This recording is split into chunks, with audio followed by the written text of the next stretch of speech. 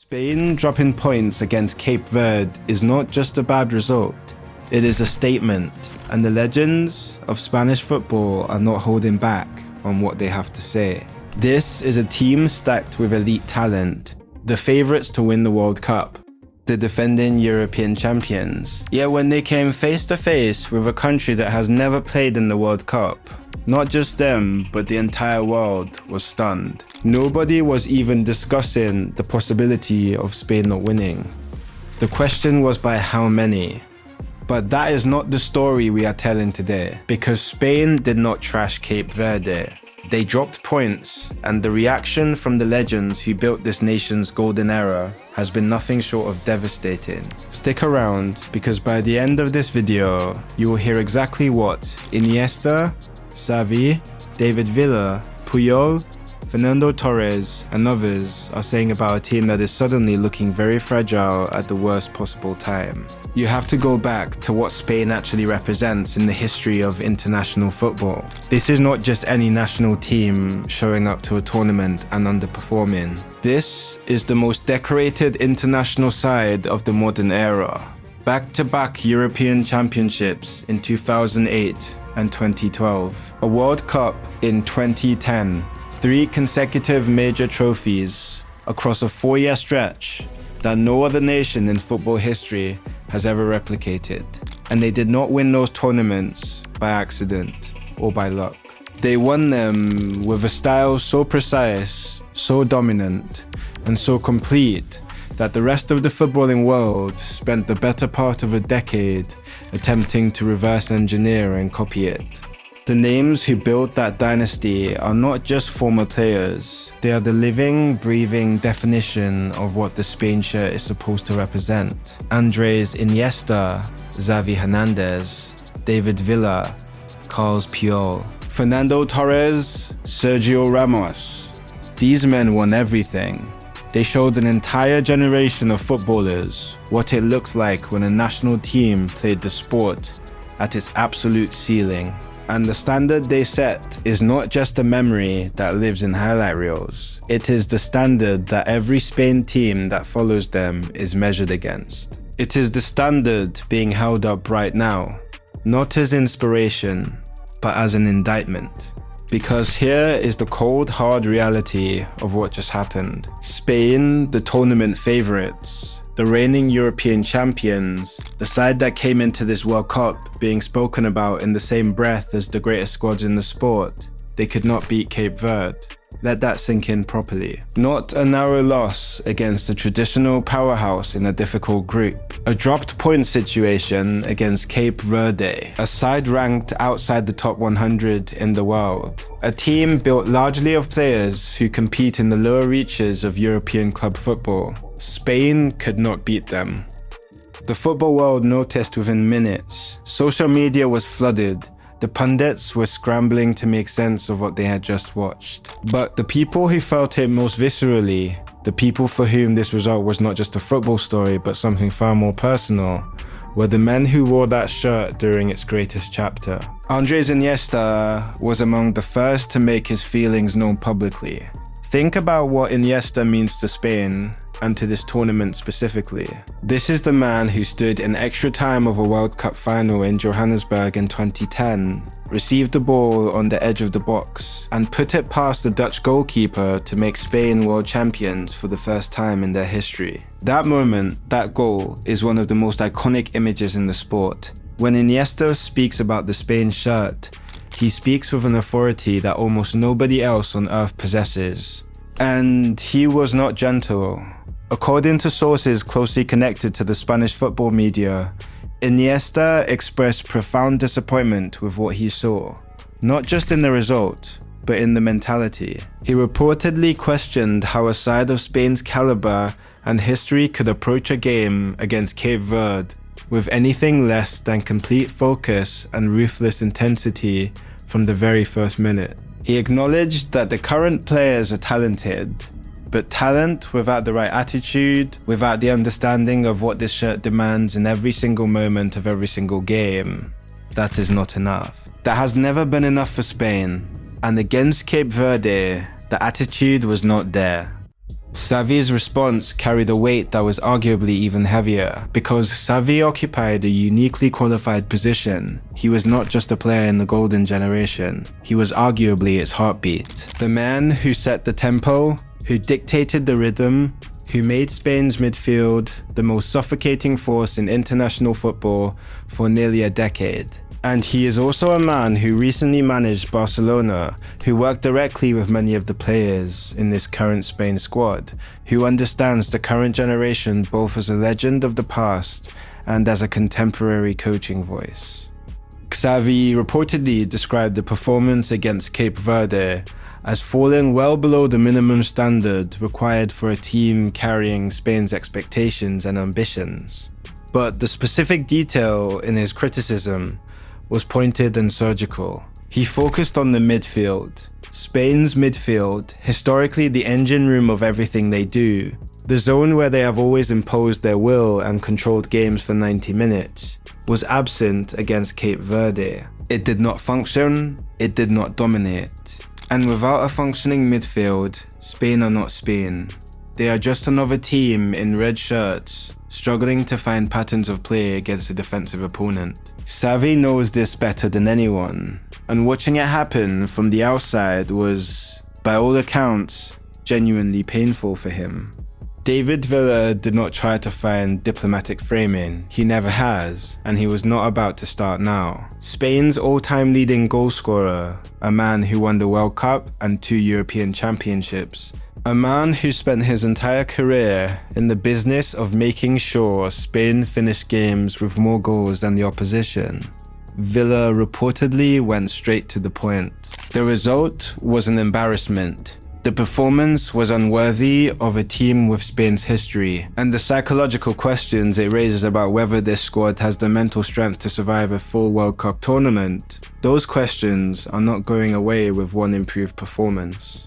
But Villa saved his sharpest words for something specific, something that multiple legends all seem to be arriving at independently. The question of Lamine Yamal, and this is the part of this story that gets truly uncomfortable. Carles Puyol came at this from his own angle, which is the defensive one. Puyol built his entire career and his entire legacy on the principle that Spain should be virtually impossible to break down. A team that suffocates opponents. A team that defends with organization, intelligence, and collective discipline so complete that opposing attackers simply run out of ideas and run out of space.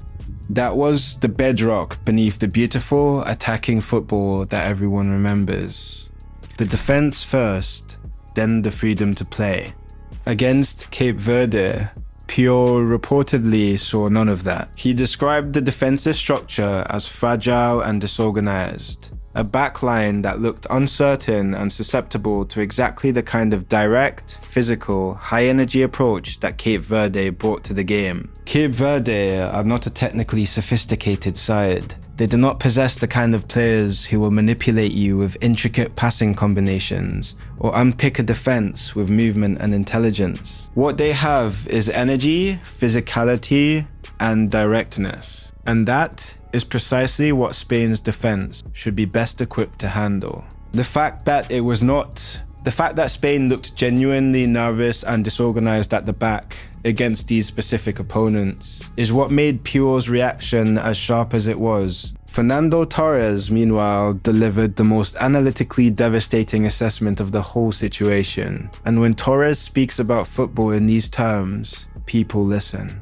Because Torres is not just a former player offering emotional reactions. He is someone who spent his career studying opponents, identifying weaknesses, and exploiting vulnerabilities with clinical precision. When he looks at a team and identifies a structural problem, he usually has the evidence to back it up. His conclusion about this Spain side was unambiguous. They are dangerously, recklessly over-dependent on Lamine Yamal. Not over-reliant in the sense that Yamal is their best player, and they look to him in important moments. That would be normal and understandable for a player of his ability. Over-dependent in the sense that when the team is not functioning, when the game is not going to plan, when the structure breaks down and Spain needs something different, the only answer they reach for is the 18-year-old. And that is a crisis. Not an individual failing, a structural crisis. Think about what happened against Cape Verde. Spain was struggling. The team was flat and disconnected. The midfield was not working. The creativity was absent, and the game was slipping away from a side that the entire football world expected to win comfortably. And in that moment of genuine desperation, what did the coaching staff do? They reached for Lamine Yamal. Let that land properly. Spain, tournament favourite, reigning European champions, in genuine danger of dropping points against Cape Verde, and their emergency solution, their panic button. The answer to a crisis they should never have been in was to bring on an 18-year-old. Not because the 18-year-old is not talented enough, he absolutely is, but because a team of Spain's depth, experience and resources should never be in a position where a teenager is the only option when things go wrong. Torres pointed out something that cuts even deeper than the tactical problem. The weight that is being placed on Yamal at this tournament is fundamentally unfair to the player himself. He is 18 years old. He is at his first senior World Cup. He should be being eased into the tournament with the full structure of a complete, balanced, experienced team, protecting him and giving him the platform to express himself. Instead, he is being asked to rescue games, to be the solution to problems he did not create, to carry a side that is struggling to function without him, in a way that no teenager should ever be expected to carry anything. That is not how Spain's golden generation worked. It is the complete opposite. In 2010, and across those years of dominance, the burden was shared so completely across the entire squad that no single individual ever had to carry more than their share. Iniesta made the final winning contribution, but Xavi had already controlled the entire tournament from midfield. Villa had already scored the goals in the earlier rounds. Puyol had already organized the defense into something opponents could not penetrate. Torres had already made his impact. Every player contributed, every player shared the weight, and the team was always bigger than any individual within it. That collective strength is precisely what this current Spain squad appears to lack, and the legends can see it. All of them. Here is where the consequences extend beyond the embarrassment of one bad night. Because this result does not just damage Spain's reputation, it changes the mathematics of their tournament in ways that could matter enormously in the weeks ahead. If Spain do not finish first in their group, and after this result, that is no longer the foregone conclusion it was 48 hours ago, their seeding for the knockout rounds changes. The path through the bracket becomes harder. The opponents in the round of 16 become stronger. And in a knockout tournament, where a single bad day ends your entire campaign, the path you draw matters as much as the quality you possess. Spain have now handed themselves a harder path before the group stage is even halfway complete. Step back and look at the full picture of what this means. A squad that arrived as tournament favourites has already been shaken in the opening game. The men who defined this nation's greatest era are publicly furious and making no effort to hide it. The tactical structure that has always been Spain's greatest weapon, midfield control, defensive organisation, collective balance, was absent against the weakest opponent in the group. The squad's most dangerous individual is 18 years old and already being overloaded with responsibility that should be spread across the entire team. And there is no obvious fix available between now and the next game. Whether Spain recover from this and go on to fulfill the expectations that surrounded them coming into the tournament, that remains genuinely uncertain. The talent is there. Tournament football has produced remarkable turnarounds before. But the structural problems that Torres identified, the mentality questions that Iniesta raised, the defensive fragility that Puyol highlighted, and the Yamal dependency that Villa pointed to, none of those things get resolved in a training session. For the first time at this World Cup, the question about Spain is not whether they can win the whole thing. It is whether they can even restore the confidence and credibility of a tournament favourite before the group stage ends. That is the story no one expected to be telling, and it is still being written. Whether this result becomes a minor footnote in an ultimately triumphant campaign, or the opening chapter of a collapse nobody saw coming, that is the story that follows from here. What is already certain is what it means right now. Iniesta, Xavi, Villa, Puyol, and Torres did not build the most successful era in Spanish football history for it to be the measuring stick that condemns the generation that follows them. And somewhere inside that Spain dressing room, surrounded by the silence that only a result like this creates, every single player is sitting with exactly that thought. The golden generation did not just win trophies, they changed how the world thought about football. They made possession a weapon. They made the press a philosophy. They made Spain the team every nation wanted to emulate and every opponent dreaded facing. That legacy is not just a source of pride, it is a standard that sits over every Spain squad that comes after them like a permanent, immovable expectation. And right now, for this current generation of Spanish players, that expectation feels less like an inheritance and more like a weight they have not yet figured out how to carry. The golden generation players are watching. They are speaking. And if the players in that dressing room needed any more motivation to respond in their next game, to show the world and their legends that this result was an aberration and not a preview, they have it now in abundance. The question is whether they are capable of delivering the answer that the moment demands.